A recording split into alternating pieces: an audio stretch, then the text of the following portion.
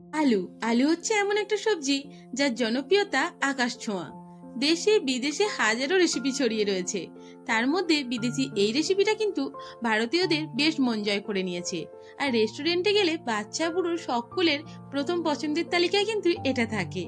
আজকে বানাচ্ছি French fry. এটা তো সকলেরই পছন্দের, কিন্তু আমার মেয়ে খুবই পছন্দ করে। মাঝে মধ্যে ওকে বানিয়ে দিতে হয়, তো ভাবলাম আজকে তো একটু তোমাদের সঙ্গে শেয়ার করে নিই। তেমন কিছুই নয়, প্রথমে একটু বড় বড় আলু নিয়ে সে আলুগুলোকে ভালো করে ছুলে নিতে হবে। তোমরা কিন্তু নিজেদের মতো করে প্রথমবার দেখলেই বানাতে পারবে।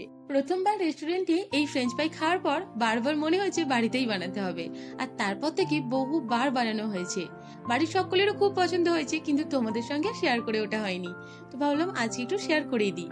প্রথমে তো আলুগুলো চারপাশে 4টে গোল অংশ বাদ দিয়ে দিয়েছি। চাইলে কিন্তু তোমরা এরকম ছোট ছোট করেও কেটে নিতে পারো। আর রেস্টুরেন্টে যেটা মচমচে বড় বড় সাইজের আলুগুলো পাওয়া যায় না, সেটাও কেটে দেখিয়ে দিচ্ছি।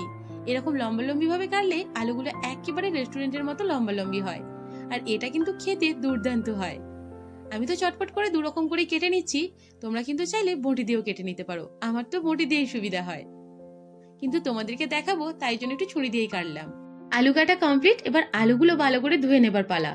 4-5 বার ধরে পরিষ্কার জলে ধুয়ে নিতে হবে। চাইলে কিন্তু এটা সিঙ্কের নিচে রেখে পরিষ্কার জল দিয়ে ধুয়ে নিলেও হয়।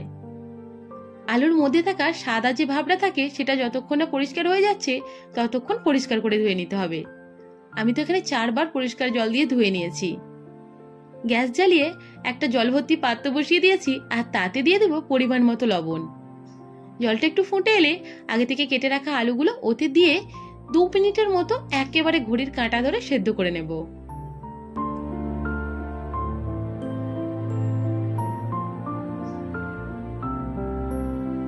এবার ভালো করে ছেঁকে নেবো আলুগুলো। আর ছেঁকে নেবার পরে কিন্তু ঠান্ডা জলে 5 মিনিটের মতো দিয়ে রেখে দিতে হবে আলুগুলো, যাতে করে আলুটা যতটা সেদ্ধ হয়েছিল ততটাই সেদ্ধ হয়ে থাকে, আর বাড়তি করে সেদ্ধ না হয়। এবার একটু ভালো করে মেলে দিয়ে ওই 5 মিনিটের মতো শুকনো করে নিতে হবে, যাতে আলুর মধ্যে থাকা লেগে থাকা জলগুলো ভালো করে শুকিয়ে যায়। আর এর মধ্যে দিয়ে দেবো 2 চামচ কর্নফ্লাওয়ার। আর নেক্সট বার কিন্তু আমি আর 1 চামচ দিয়েছি। আর তোমরা কিন্তু চাইলে এইভাবে করেই ফ্রিজে রেখে দিতে পারো স্টোর করে, মোটামুটি 1 সপ্তাহের মতো। বেশ সুন্দর থাকে। আমি তো এখন মচমচে করে ভেজে খেয়েই নেব। আর বেশি কর্নফ্লাওয়ার কিন্তু দেওয়ার কোনো দরকার নেই, আলুগুলো ভালো করে কোটিং হয়ে গেলেই চলে। কড়াই সাদা তেল দিয়ে এবার মচমচে করে ভেজে নেওয়ার পালা। সাদা তেলেই কিন্তু এটা ভাজবে, অন্য কোনো তেল দেওয়ার চেষ্টাও করবে না। এবার কড়াইতে তেলটা গরম হয়ে গেলে আলুগুলো দিয়ে মচমচে করে ভেজে নেব। আর আলু যখন ওঠে সেই সিজনে কিন্তু আলুগুলো ভাজলে অনেকক্ষণ ভাজা করার পরও সাদাই থাকে, কিন্তু এখন যেহেতু আলুর মরশুম নয়, সেজন্য আলুগুলো একটু ভাজার পরই লাল লাল একটা ভাব চলে আসে। খেতে কিন্তু বেশ টেস্টি হয়। অবশ্যই একবার বাড়িতে বানিয়ে খেও, আর মাঝে মধ্যে বাচ্চাদেরও দিও, বাচ্চাদেরও কিন্তু বেশ ভালো লাগবে।